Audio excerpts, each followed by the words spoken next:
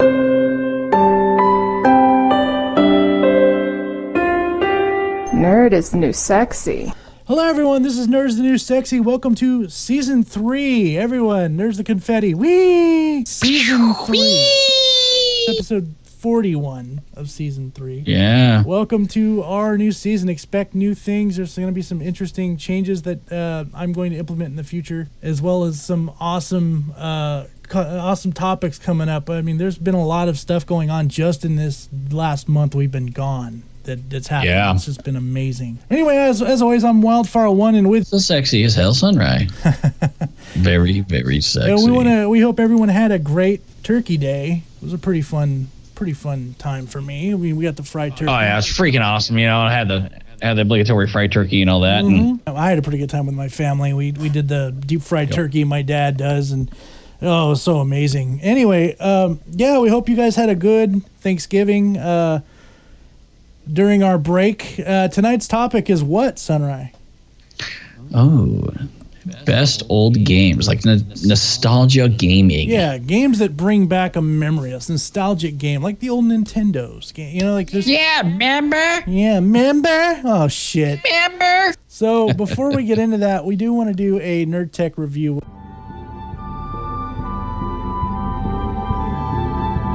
Nerd Tech. And our Nerd Tech review will be about what game? Oh, my new crack. I'm still using Dragon Ball Xenoverse 2 as my bump, but crack is now Final Fantasy 15. The review is Final Fantasy 15. Now, I have been very disappointed in Square Enix as far as Final Fantasy franchise, like with the last few games. It's just been one butt fuck after another. When I mean, we got Final. I want to say it's 14, but the one with fucking 13. 13. Well, okay, the one with Lightning. Okay, the Lightning. And it turned out to be a trilogy, and it was just a shit fucking game. The game mechanics were horrible. The music was kind of phoned in. The storyline, I did not give a shit about the characters. Ever since Final Fantasy IX, I just stopped caring about the characters. There's nothing interesting about these games and these characters.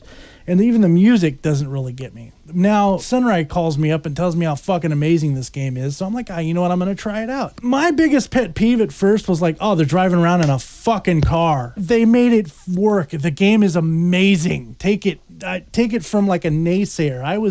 I was converted. The way they changed that car over. Now, I will say this, there are some, and for those of you who've played the game, there are some winks to real life, like the kind of, like the fucking Cup of Noodles truck in one part of the game. That's just, I play video games to get away. I don't want to see shit like that. And that's a meager complaint. That's just, for me, that's a meager complaint. The rest of the game's amazing. It's just, it's almost like, hey, Cup of Noodles, wink, wink, go buy some today.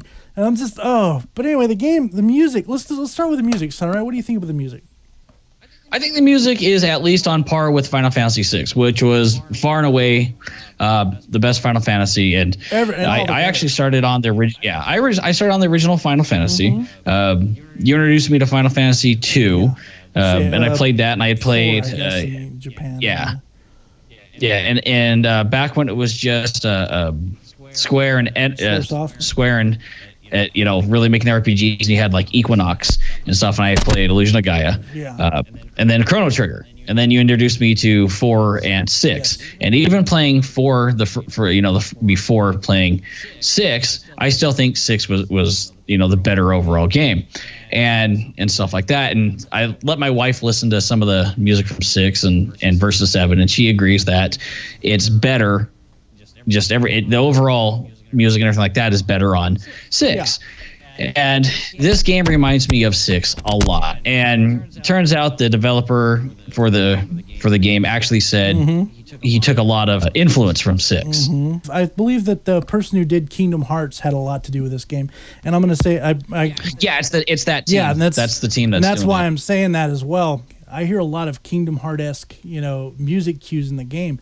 And I'm not saying the music is exactly like Kingdom Hearts, no, but you can tell that it's the same style.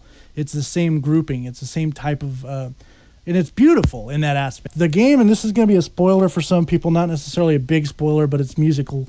Right. The games is the only game you'll ever hear with a start off with a cover of another song, an actual like a mainstream song. Yeah. Now, and the way they did that, it's a really good version. Yes. Yeah. If you've been watching TV and you've been watching the commercials, and that Final Fantasy 15 commercial comes on, and it's that female singing "Stand by Me," it's that song. Now, not only did they incorporate the song, the original Crystal theme song is in the background with it, and it fucking works.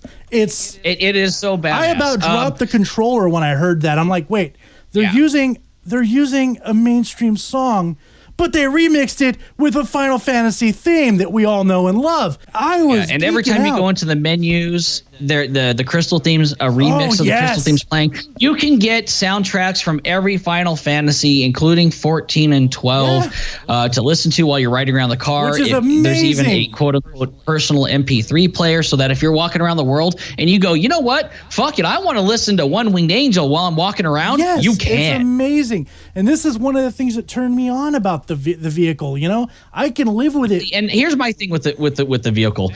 At first, I was like, God, I don't know how I'm gonna feel. I'm gonna get to places so fast. But then I started thinking, what is it different than an airship? Mm-hmm.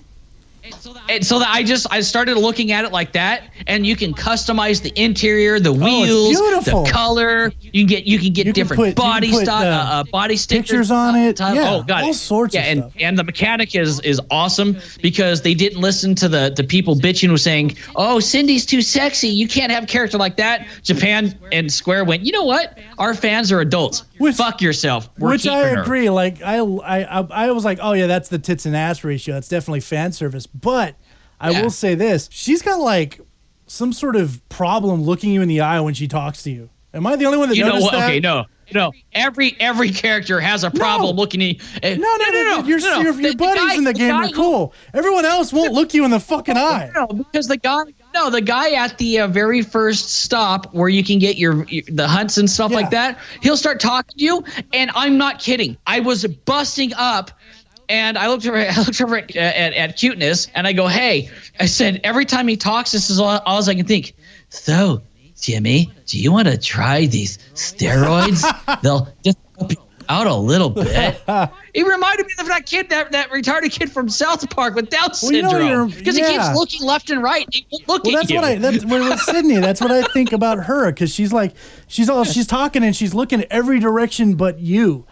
It happens a lot. It's hilarious. It's fucking great. No, the guy at the first the stop, fucking reminds me of Ray Charles, dude, because he doesn't look at you. But there's other characters that do look at you and interact. It's especially Sydney. She doesn't like. I don't think she knows what the fuck to do with herself. No. But yeah, I like the fan service. It's cute as fuck that they added her in. Controls are tight.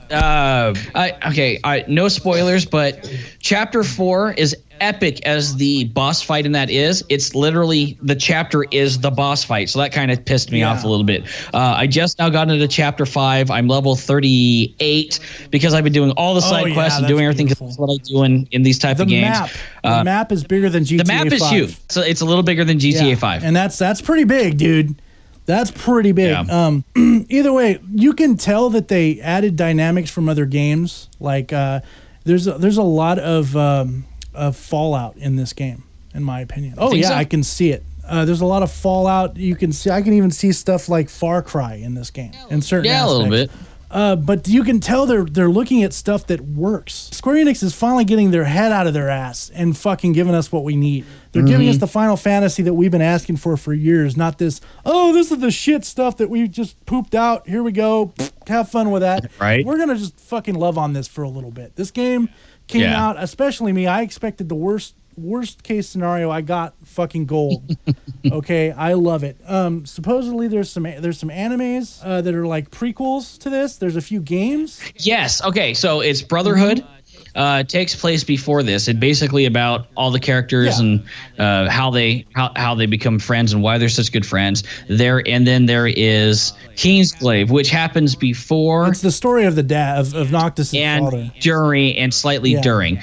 Yeah. Kingsglaive is amazing. There were a couple of times where I literally would pause it and look at it and go, Wait, did they use some real actors at times? I did the same thing with Advent Because Children. it's amazing. Yeah, and what's really cool is I got the deluxe version, and I did the pre-order, so I even got the Kingsglaive, a King's Tale mini side-scrolling game with it. Again, it's amazing. Everything ties in. It makes sense. I never got to play the Disguise demo, but I did play the Platinum demo, and that got me so fucking hard up for this game. I heard the Disguise was a lot of like backstory on Noctis. Yeah, so there's a lot of that going on. There's an actually animated series that came out for like a few episodes long. Yeah, and you can see it on the Square Enix site. And what's cool is on the Kingsglaive game is there's not even a kind of reference to Princess Bride. It is a direct fucking reference. He talks about it, he goes, wow, you had to fight a behemoth? He goes, sure. And then right as you're about to fight it, it stops and he goes, he didn't get us, He goes, what? He goes, well, I wanted to let you know that he didn't get us. We were okay. You were looking a little nervous. I'm not nervous. He goes, well, we can stop now if you want. Well, I may have been a little concerned, but it's not the same thing. And I was you got dying. the reference. I'm like, oh my God. Got the reference. That's not even like an Easter egg. That's like a direct freaking line for line. But there are certain things that, like I said, my only complaint would be the cup of noodles thing, and that was cute. Okay, now, in defense of cup of noodles, Japan owes cup of noodles. They are a lot. They are kind of celebrity heroes. When the tsunami happened, Cup Noodles, that's right. NITNSE, like warehouses full and just gave food, and it saved people's ass. They are like celebrity heroes, and I understand why they did it. Now, it just takes it integrating it so much. Yeah, it's integrating it so much into one character and having like a quest line about it, stuff like that is a little beyond where I think it should be, but I understand. The other thing is like when they're camping and you see Coleman. Oh yeah, I thought that was kind of funny. I'm like, hey, I use that shit too. Some of that stuff's funny. I agree. Yeah, so I can live with some of that, dude. But the cup of noodles was just a little too far. But it's a little meager fucking complaint. But there's little things, and this is actually something that got me. There's a part in the game where you're fighting, and the fighting is the fighting dynamics is just amazing. We'll get to that in a second. There's a part where like you see you win, and there's one particular character that always has this smart ass comic. Well, one time I win, and I know Sunrie knows where I'm going with this. I hear I fell out of my fucking chair laughing because I do that shit anyway. I mean, we've done it in GTA, but yeah, when all of a sudden I hear in my back speakers, okay, and at another point with no spoilers, he literally goes, all right, let's do this. Time to get some experience points. And the other character goes, is this a game to you? Why not? Everything else seems to be. Yep, I knew exactly you were going to get to that. Because if you didn't, I was going to say it. That's great. The game's amazing. The battle system, they took out well, you can even fix it to where it's timed, which is awesome. Yep. But you're not controlling all the characters. It's not like Final Fantasy, what Sunrise said, 13, where it's, I can't remember the system they had, but it was a piece of shit broken system that was horrible. It basically had to play itself because there's no way that you can do it. You got to play one character, but then you got to like tell the other characters how to play, and then you had to set it up to where you had to change it constantly. It was just a big fuck you to everybody, and that game was horrible. A part of me died playing that game. I did not yet, but the game it's worth playing if you guys love Final Fantasy. It even says in the beginning of the game, a Final Fantasy for what new and old alike, for a long-time fans and people who are new. It says something along those lines. I say go get it, play the game, enjoy it. It's definitely worth playing. It's got a little bit of aspects of every game that you'll probably ever liked in your life, and then some. So with that being said, I'm going to give this one an actual 9 out of 10 nerd boners. Yeah, I'm going to give it a 9 out of 10. It's not perfect, but it's damn near. It is damn near. I was like I said, I was blown away by how good it was. Like just that opening scene with that Stand By Me song playing when they're messing around. 9 out of 10 nerd boaters. Check it out, guys. Seriously. Yeah, go play it. You won't be disappointed. Nostalgic games. So when you think nostalgic games, Sunrie, what do you think about? Yeah, my father had a ColecoVision. I remember somebody that my aunt, one of my aunts was dating. He had a ColecoVision as well, and yeah, I had that, but for me, and I think for most people, especially around our age and stuff like that, it's going to be the original Nintendo. Of course. I mean, Super Nintendo especially, but you know, when you think nostalgia, you think like your first gaming systems, like the old Zelda especially. Yeah, I was gonna say Zelda. You know, first Zelda especially, first Mario. And I'm not talking about Super Mario. I'm talking about Mario Brothers, the original Mario Brothers. Right. When it was just like the same level, but different, and with different monsters coming out, or different, you know, whatever coming out, and you're just knocking them over. And that was a good one. What about like games like Kung Fu? You know, I don't have real fond memories of Kung Fu. I never really got past the third level. Maximus would play Kung you know, as a Fu kid and stuff like that. Turns. Oh yeah, we used to play a lot. Paperboy. Used to play shit out of Paperboy. Paperboy was so fucking fun. Like, but it was I know, right? It like, shouldn't be. I remember having all sorts of crazy, like, great idea as an adult. I'm like, why the fuck did I want to play that game?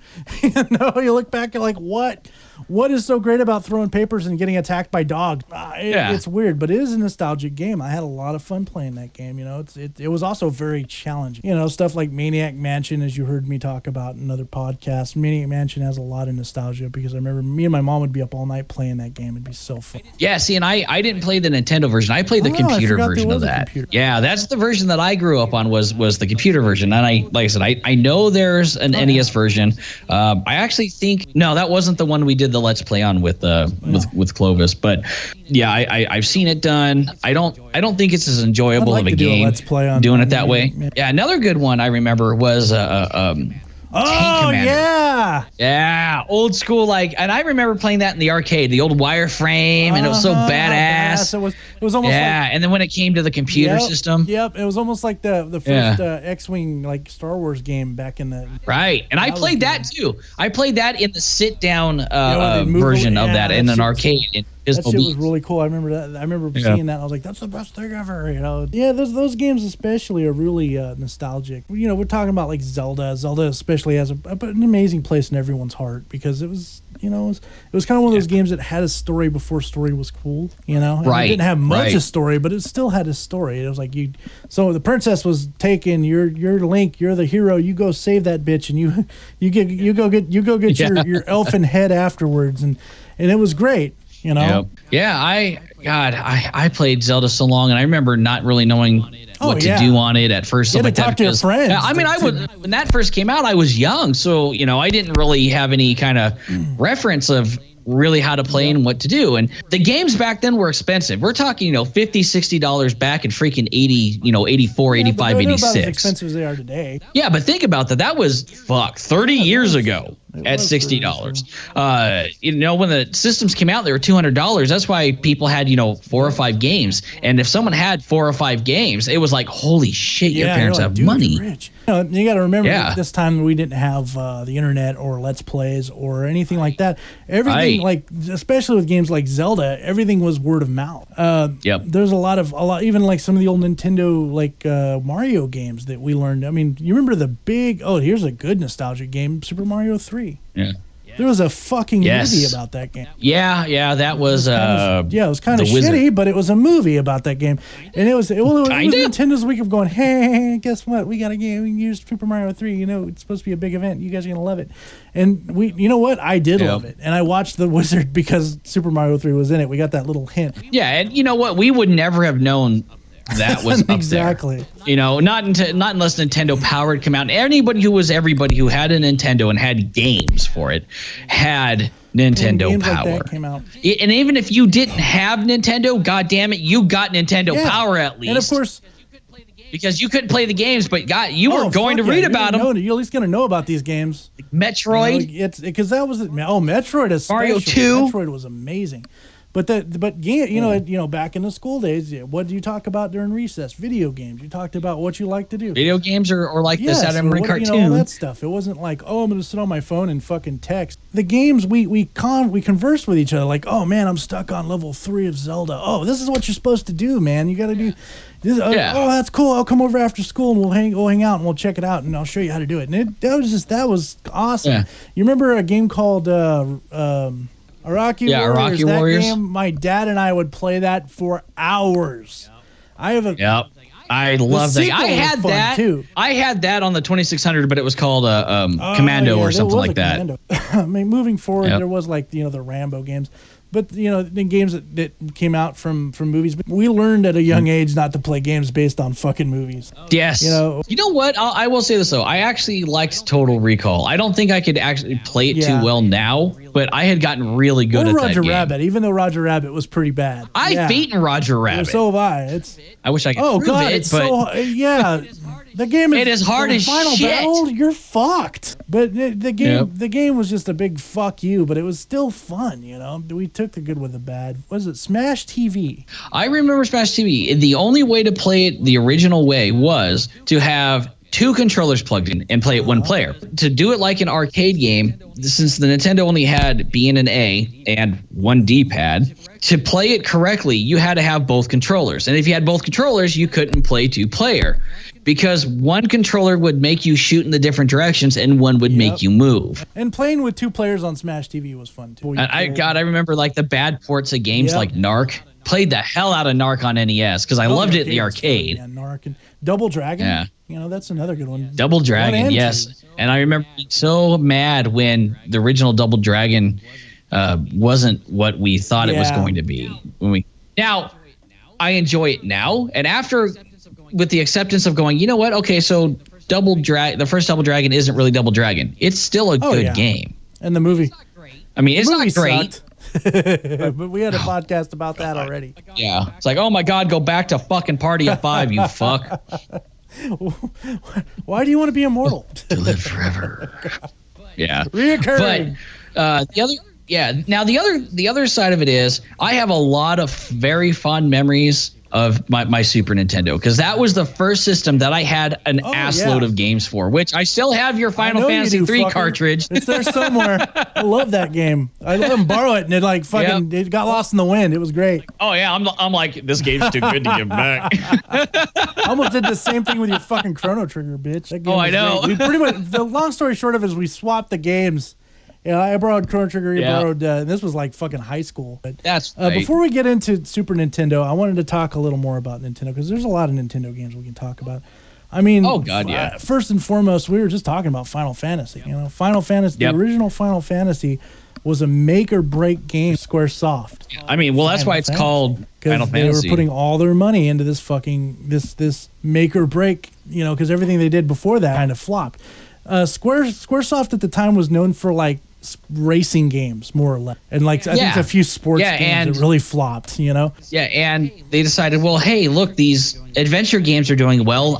Let me try to do something like it, and he did something completely different, like the Dragon's Warrior and stuff like that. And it turned out to be revolutionary. Absolutely, other RPGs kind of started taking on that active time battle and waiting and stuff like that. Yeah, it was beautiful. And and then of course we got SNES, which came with Super Mario World, I think it was. And that game was very nostalgic. I mean, I played that shit for hours. I remember when I first got my Super Nintendo, that was like gold. I was excited. I was happy, and I got the new Super Mario World. This is great. And that game was just playable. You play it over and over and over. You remember when you could like hit the fence and go behind it, and that was fucking cool? Oh, I remember playing the first time I jumped through a mid-level gate on the Super Nintendo, and there were sprites behind it and sprites in front of it, and he went between it. I lost my shit. This is the thing now. Yeah, it was so cool. It was so amazing. All the colors, the sound was awesome. Once you got off that first island and it showed you what the map looked like, I just went, what the fuck? Back to Nintendo for a second. Chrysalis. That's another very underrated it's a very underrated game. That game is amazing, and we'll go back to Super Nintendo.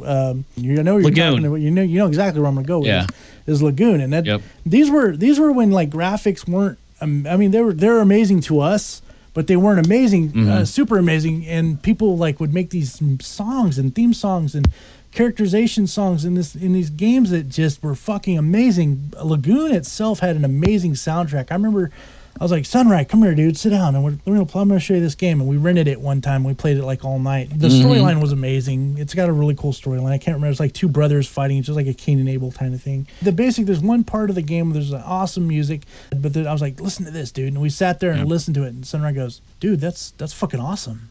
Like it was just It was an amazing soundtrack, dude. And that's the Super Nintendo. They kind of started getting the sound fonts like perfected, and everything was kind of starting to sound better. Yeah, I mean the hardware alone on the Super Nintendo was light years above anything else on the market at the time. Let's put it this way, and I know we discussed this. We owe the Super Nintendo our thanks for having 3D accelerated graphics. And Without it, there never would have been that because of the FX chip. But the real cool thing about the Super Nintendo and stuff like that was the ability to synthesize sound fonts to sound orchestrated. And we saw that very well, and I know you know where I'm going. Final Fantasy VI, 3 in America. But yeah, because I remember the first time playing that, you hear like all the cool music going on and all the bright colors, and some of my favorite times playing on the Super Nintendo and with the retro gaming and stuff like that, and even on because I played on Genesis and stuff like too. But some of my favorite games from that era, from the Genesis Super Nintendo era, was obviously Link to the Past. Link to the Past is amazing. It's one of the best all-time games ever. Yeah. The the game called Sketchin', which was on the Genesis, and basically it was about it was kind of like Road Rash, but you were on rollerblades. And you would beat the shit out of each other, and you can grab the back of cars and pass other skaters, and you can do all kinds of stuff. And it was really, really cool. I enjoyed the shit out of it. Streets of Rage as well. What game that I feel really kind of like helped perfect the musical aspect of the Super Nintendo? ActRaiser. Yes, that's another good one that I have very fond memories of. ActRaiser was amazing. Now this is a great nostalgic game for many reasons. This is one of the first games that you get to play as a deity, and at least one of the first games that I can remember you play as a deity, and you're a fallen deity. You something happened, you can't remember. You got your ass kicked. You can't remember, and it's this demon thing kicked your ass, and you're pretty much like a fallen angel / deity, and this little angel thing helps you out, And if you watch some of our animations, like Captain R the Game Ranger, you'll see that angel, and he's very perverted. Very perverted, and an asshole. There's a lot of asshole something going on. The actual game is just amazing. The soundtrack, if you guys are ever interested, go look it up. The ActRaiser soundtrack is amazing. It's got some iconic music. It's got some I could sit there and listen to it all day long. It's just, especially that main theme, As far as my first, love for games and stuff like that with retro gaming, I'm gonna have to, just go back to the arcade. Oh, the arcade. There's just so many damn games that I played in the arcade that I wish, Aladdin's Castle, stuff like that. There was a couple of other places, stuff like that, but Aladdin's Castle was an old arcade in our town. Like, seemed to be the most. I mean, these places were so badass in the mall that literally the entrance to some of Aladdin's castles was like a portal walking into like a Tron movie, and then you'd have the arcade set up, and have all the blinking lights, and they had pinball, they had skee ball. Basically, imagine what you see at places like carnivals and stuff like that, and put them in like a building, and then add a whole bunch of stand-up arcade games. That's what an Aladdin's Castle was. It was freaking awesome. So basically, Chuck E. Cheese without the little ankle biters and spilled pizza everywhere. Biters. Yeah, but there wasn't spilled pizza. Yeah. I said and. Yeah. So, and it was awesome. And sometimes you actually, on certain days, you had to be over a certain age, and they actually had security guards standing on the outside and saying, "No, if you're not 16, you can't come in today." That was a good old day. And you're right. A lot of our first love for games came from those places. You remember playing? Oh, you talking about Samurai Showdown? It was one of my favorite games at the time. It came out about the same. I could be wrong. Maybe a little bit earlier. Maybe a little after Mortal Kombat did. Yeah, I think it was kind of around the same time. Still used sprites, but it was a Neo Geo game.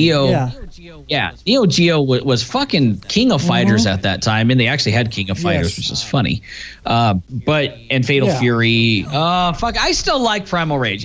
It was hard. It wasn't that easy, and you had to hold down buttons and then do motions to do it. But I could string up some fucking mad-ass combos on that game. Shit. I never really got into the fighter games. Oh, there's dinosaurs killing each other and eating people on the ground. That was pretty cool, but I never got into the fighting games. Like I would play every so often. I'd play Mortal Kombat with you guys, and we'd play Street Fighter, which Street Fighter 2, of course, is also a very epic remembered game. Oh God, yeah. That Street Fighter 2 defined the era for fighting games.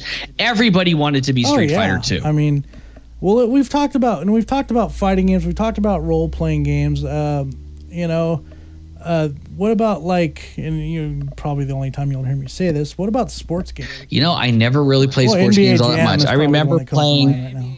Oh yeah, NBA Jam, of course. I've played a couple of Madden games because some relatives would have it, and that was like the way to get like a bunch of people playing. So you'd have like 3-on-3, and each person would take turns, making the selections.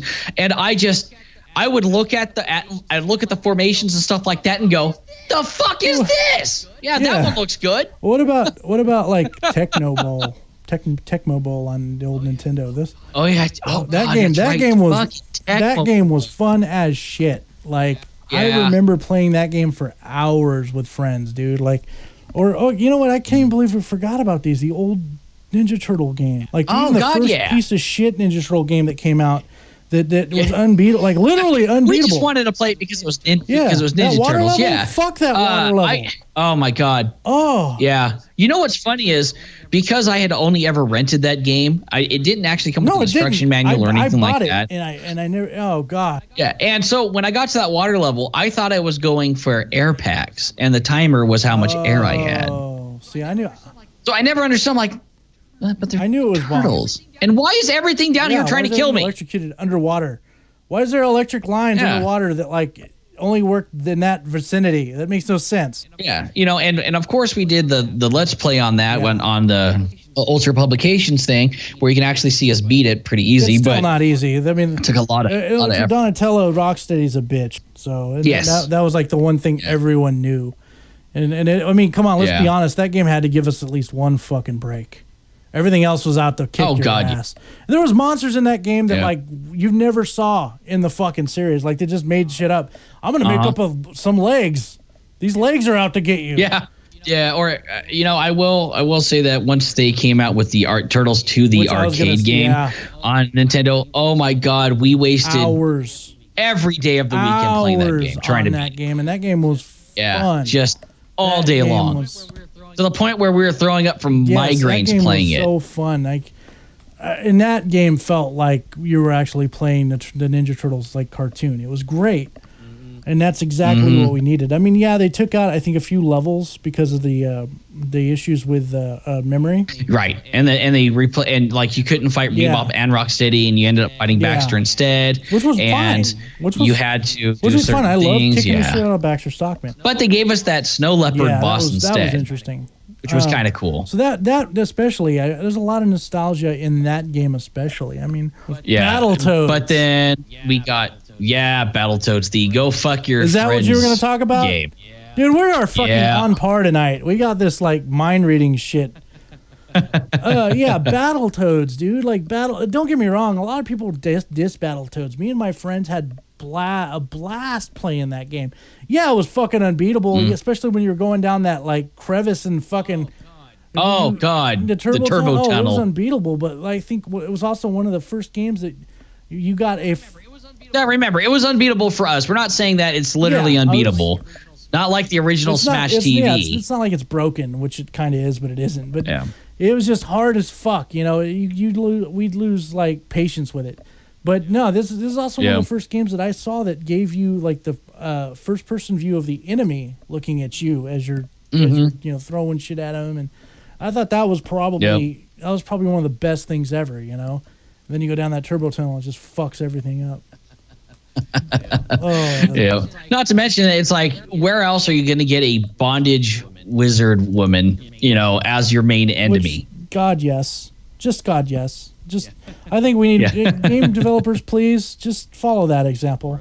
Yeah, we need more of bondage this. Wizard women. Seriously.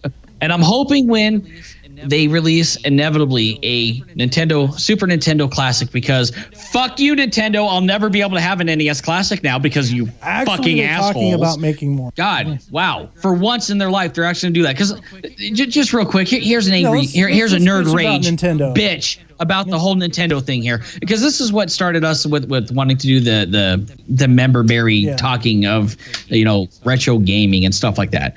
I have been trying to get a Nintendo Classic an NES Classic. Now, it's not that I cannot afford the ones that are on Amazon for $275. I can shit no that money right now. There's no reason to spend that much money. Yeah, it's a $60 gaming console, and they're selling it for more than 4 times the price. That's fucking asinine. wrong, you fucking assholes. And this is a company who had a purchase bot that bought them in 30 seconds off of fucking Prime.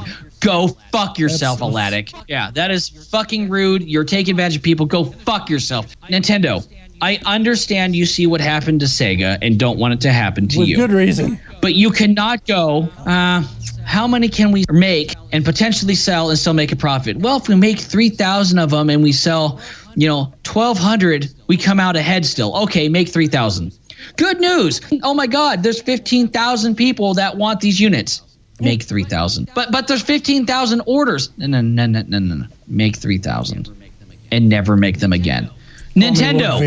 The fuck is wrong with you? I agree with you. Nintendo seems to think, and they do this with like their amiibos. The amiibos? Yeah, and their new system. Did you know if you have not already pre-ordered it, you are not getting it? Nintendo! What the fuck? It's not like a movie theater who can only sell 60 tickets because they only have 60 seats. What the fuck? People want Nintendo your shit. Seems to think that there's a lot of things wrong with Nintendo, and I'll list that here in a minute. And we'll talk about that later. One of the big problems and the issues they have right now is they think if they make shit rarely, like if there's only like 3,000 of them, they're gonna make more money. No, if you made enough for everybody, you would just make that much more revenue. And they're not looking at that way. They're looking at like, oh yeah, we don't want to go the way of, like you said, Sega, and fuck up. And well, you know what? They're fucking up as it is, especially with their video games. They're targeting the wrong fucking audience. Your gamers, the gamers that grew up with the kiddie shit has grown up. Nintendo, it's time to grow up with us. Okay, the kiddie shit's cute. Continue selling that, but it's time for a little Grand Theft Auto action. You need to start doing some shit. Grow up, Nintendo. Well, here's the cool thing. With the Switch, it looks like they're doing that because they have the Skyrim Special Edition on there and stuff like that. But it's just stop with this limited run bullshit. They want everything to be rare. You are actually aggravating people. They want everything to be rare. They want everything to be like, oh, you know what? This is if you buy now, you get it now, and that's not even the case with Nintendo most of the time. Yeah, and here's the thing. They did the same thing with the fucking Wii U. It was a limited run. Even before Christmas, it was so hard to get a fucking Wii U that my GameStop had 3 coming up on Christmas, and they couldn't get any more from them. What the fuck is your problem? Wake up, Nintendo. All right, I feel better. I want your hot dong in my mouth, Nintendo. Give it to me. Don't tease me with it. This is what it is for me, dude. And I'll put it this way.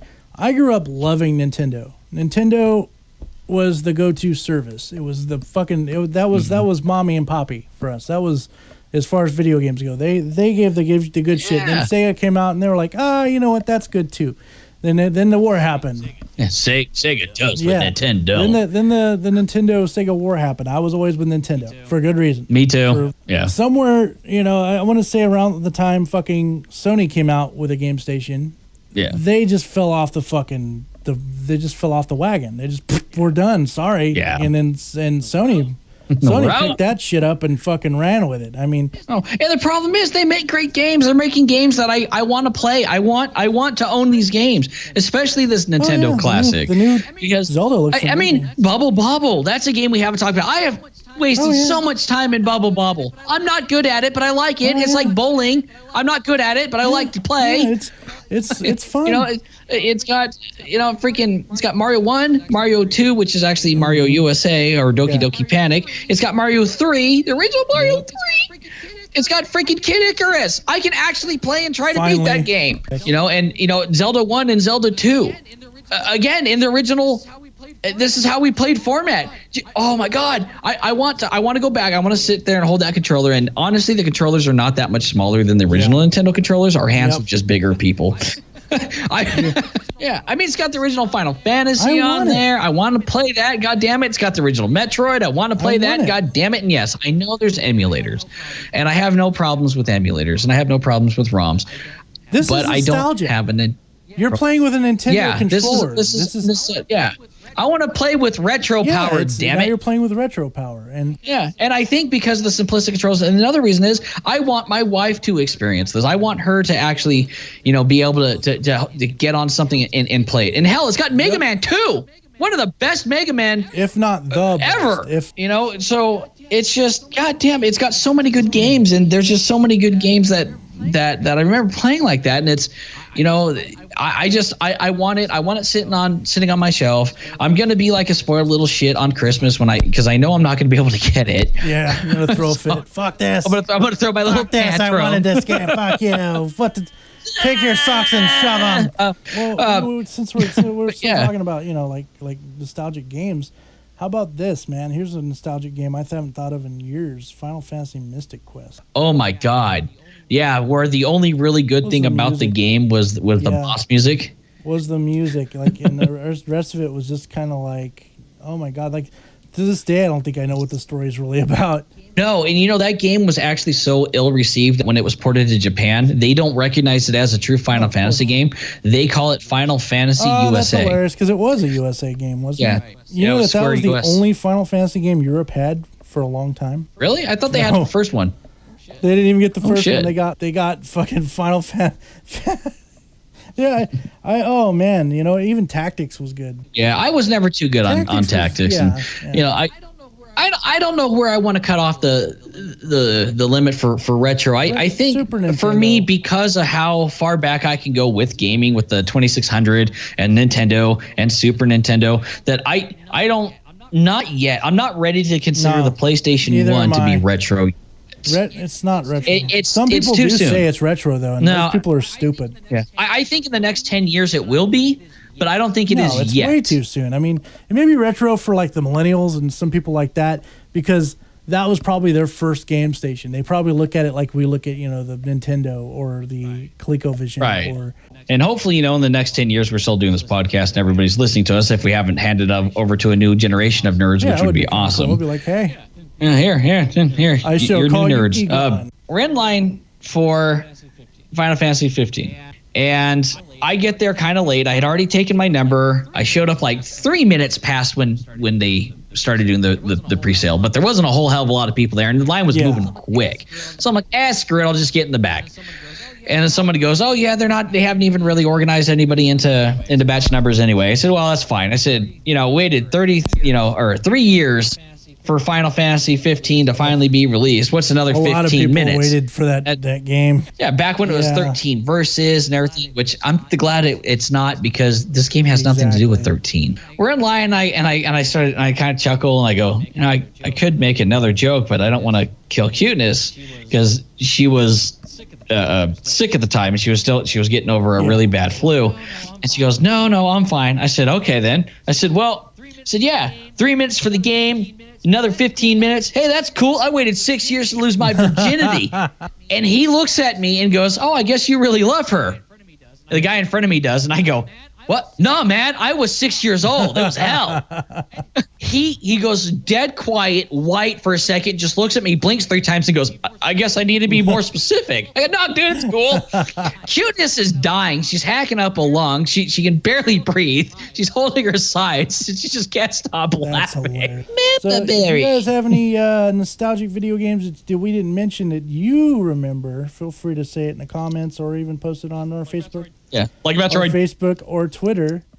Gambit did want me to say something. Next week, there's going to be a surprise on Facebook. Oh, yes. Did he tell you? No, but he had mentioned that there was going to be a surprise. There's going to be a surprise on Facebook and Twitter, and it's something he owes us. That's the only hint I'll give. It is about time. All right, everybody. Thanks for listening. We'll see you next week. And stay sexy. Good night, everybody.